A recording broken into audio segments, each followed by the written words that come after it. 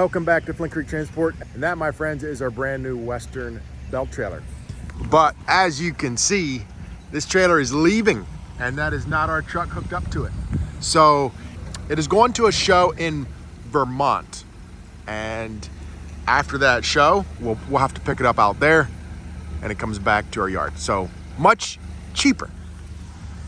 So the reason is, I much rather pick this trailer up in Vermont and let them use it at the show than to drive the whole way to Boise, Idaho and get it out there. So that's why we are kind of letting them bring it in, take it to the show, and then picking it up in Vermont. Truck 119 coming in, and I am going to show you guys a little bit what's going on here in the shop. Well, welcome back to the shop. I know it has been a while since I got to show you guys what all is going on in here.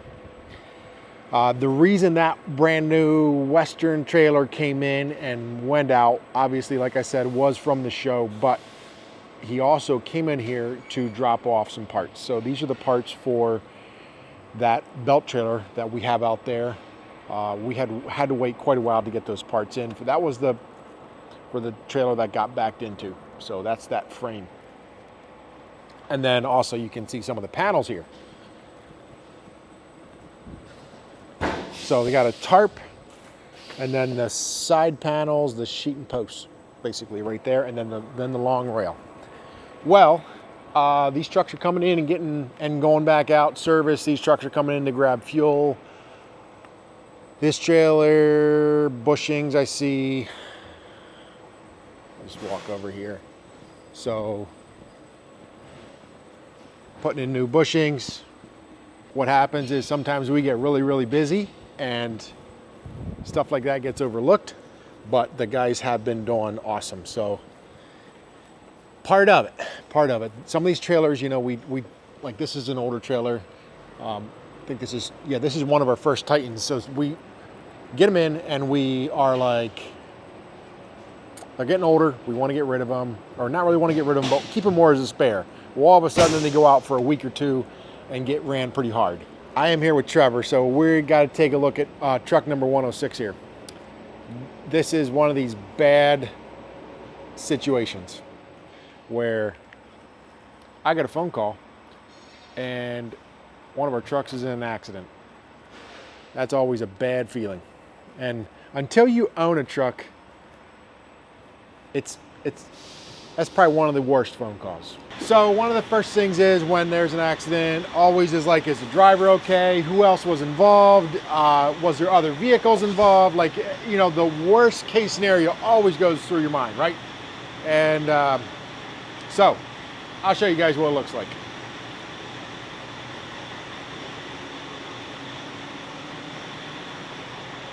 So you can tell, you can soon figure out what happened here.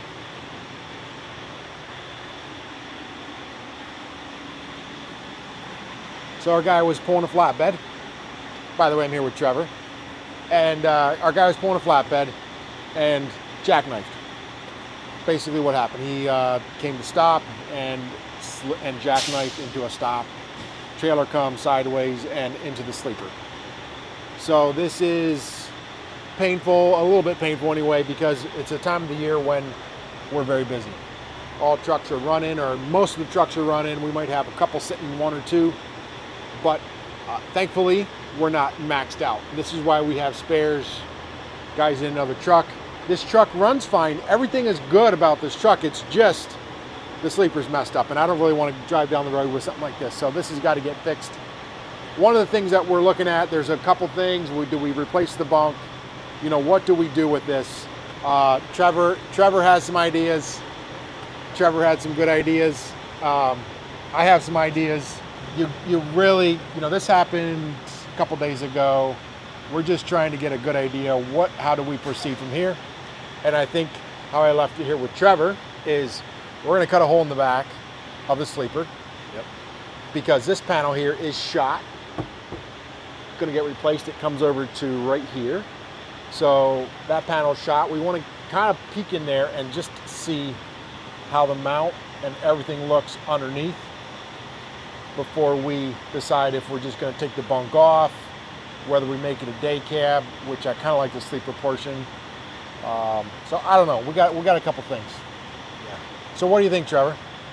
I think we got to get an eye in on the inside there. You can see a lot of it from the outside, but unfortunately, you can't open the bed in there because everything's crushed. So I want to see what the frame looks like where it attaches down to the bottom before we dig into it too far. Or are we just gonna rip the thing off, or is it worth putting some panels onto? And while we're at it, you know, a common Kenworth problem or sleeper problem, you can see the bulges.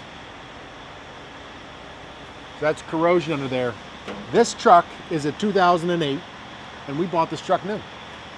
So this truck, so that would be what, 18 would be 10 years, 14 years, 16 years. 16 years old.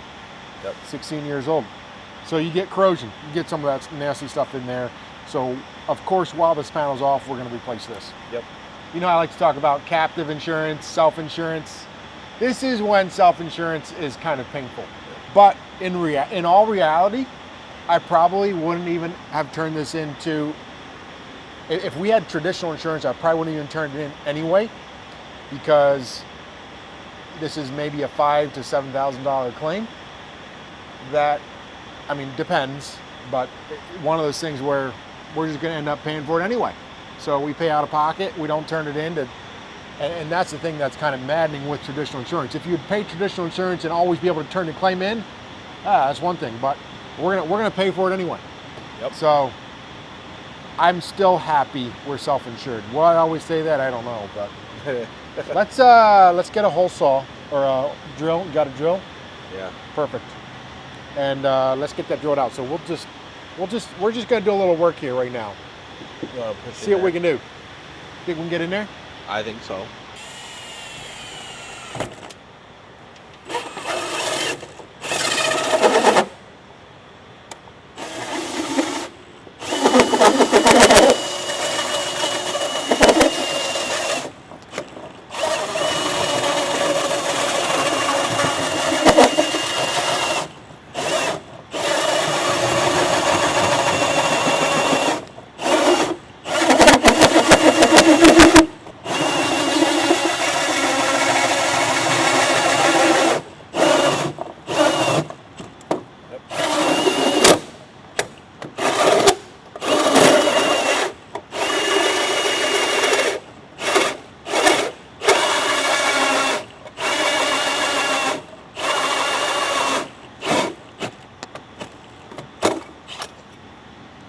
Now the fluffy stuff's in there.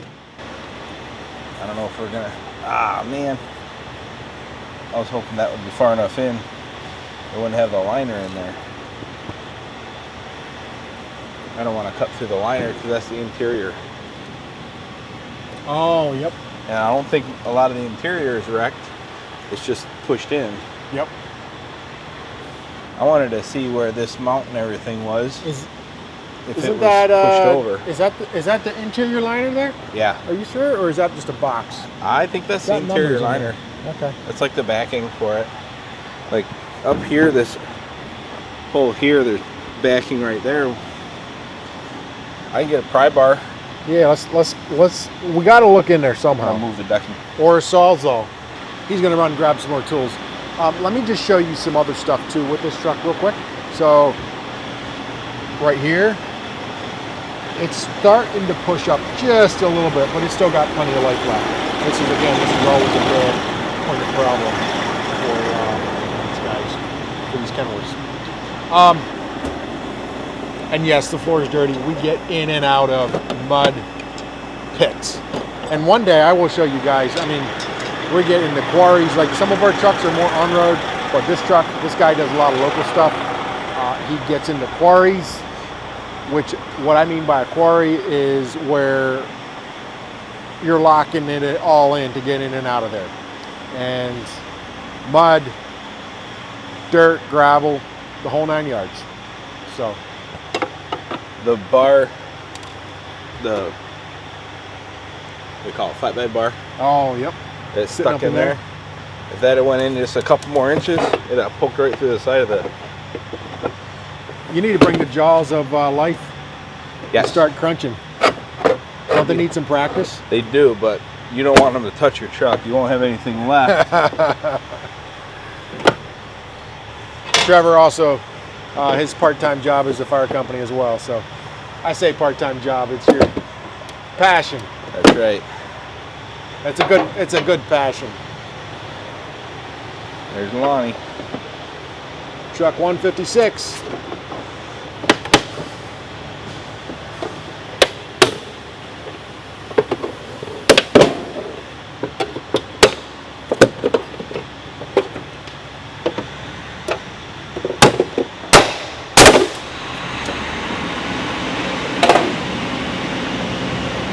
I got that door. You keep that as a souvenir and put it up in your office. All right.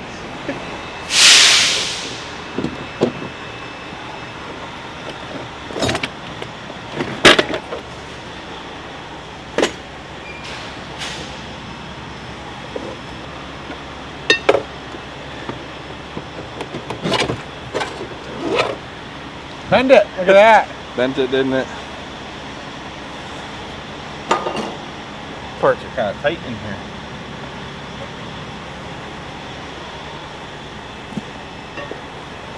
Yeah. Is that diesel fuel actually?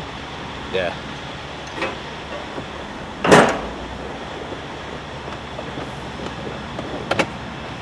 Oh, everything's mushed and squished. This still got the blocks for the fifth wheel. These look okay. Boy, glad that didn't go off. Right? I'm trying to get to that door sensor button. I was trying to take a nap in here earlier. Kept me awake. It's probably gonna run the battery dead. That's what I'm Did you figuring. ever shut off? Yeah, there's not a battery shut off, but it's just like right. It's got to be right up in here somewhere. I'll find it. So we got that box in there. We still can't really see. Well, that's why I was trying to drill in over there. What is that inner lining? What is that? Can we just drill right through that? What is it? Well, I could. So I think it's flat all the way So- across there then. There, we got stuff pushed back. So it looks pretty flat there. And I think, if you guys can see that, I think we're good. Yeah. So I think that panel comes off. There's your light. Yep, think it. We just got to get this pushed down. I think if we can get the panels and everything off, this piece here will come off. We can straighten that down. This is gonna come a lot looser. We once can get this that off. corner piece. Yeah, this separate. This back angle is available. Yep. It's the same as any other bunk. Because then that'll get rid of all that corrosion. Mm-hmm. Yeah. So the back panel, I have just a stock piece. We'll cut out. It's a flat stock. The corner. How far does this one go over? This one goes all the way to the other side. Then we're gonna take that corner piece off. We don't have to take it off. We just have to hook out from underneath it. Gotcha. Yeah, that's all one piece through there. Even the 16-inch Aerodyne one, that's all one piece across there. We got that apart. Kind of gives me a good idea what we got underneath there. You check around for any other sleepers? I did. I found one in Minnesota. I didn't talk to the local guy here yet. I did call him, but he didn't get back. This is what we're facing.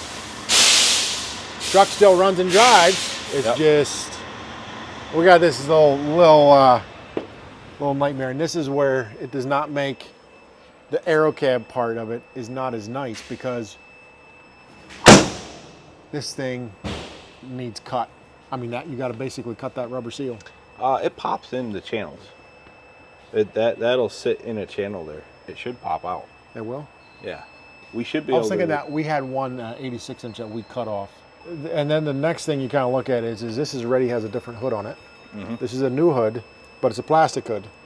Correct. The paint, I don't know if you can see got a little variation of paint there, and then you can see it's starting to do this number. So it's one of those things where do we just go through and you look at the frame? So this It's is got one. it's got some more. This is more one things to do. that when we were looking at what truck to do, this was the one right up next to 104. Correct. And it was almost as bad, but we decided to do And 104. out of our whole fleet, I think like this one and 104 was probably the worst. They were, yep. Yeah, they were the... Everything else looks really decent. I say decent. I mean, you guys, some of you guys will probably be like, that's horrible, but like this one's pretty much missing all the paint in here. A lot of the paint. But there's a spot up there if you look hard enough.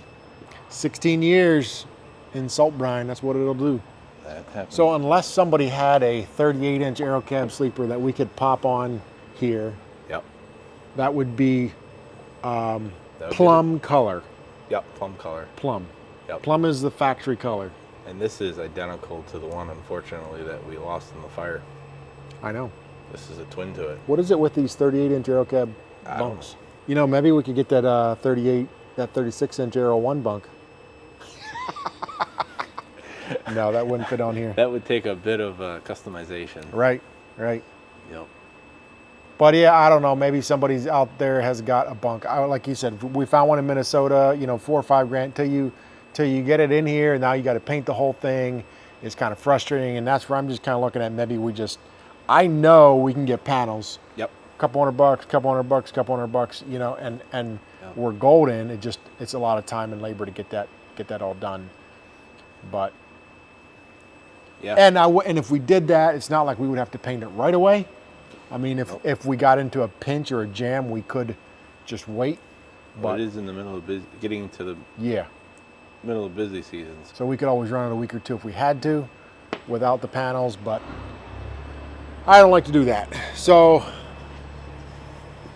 now you know the decisions that we have to make on this. But I'm guessing that probably the best idea is when we start painting, is just paint the whole truck. Yeah. Blue. Blue or green. Well, you wouldn't let me do 104 green. Why start now? I know. No. I know. Yep. No, that's the third hood that we've had on this truck since it's been brand new. Remember that? Yeah. That's why it looks so good still. Not a bad looking truck. If you stand right here, looks pretty good. Till you walk around the side. All right, guys. Oh, you can see here it did some damage to the step. That was the landing gear. I think everything is straight. It's just leveling that out. It's really just this corner. Yep. We got to button up. Yeah, getting this leveled down and then right from there. And a new step. Yep. But tank's very usable. Truck drove down the road fine. He said it hopped a little bit, but I think that's probably from when he went into the slide with the flat spots in the tires. Yeah. Well, that was probably when he slid side that way is when it. He was sliding a bit. Lots of things to do. So 360 finally made it in the shop. See that? Yep. All right, guys. And so this 360, what he's talking about is this is the trailer that is coming in for that new rail. So that long rail got dropped off this morning. Now these guys are ready to tear into it. What do you think? A couple days? I'm hoping within a week. Hoping within a week. There's a lot of buttons to get off of there. And they didn't drill the rail. Someone's got a lot of drilling to do. Yeah.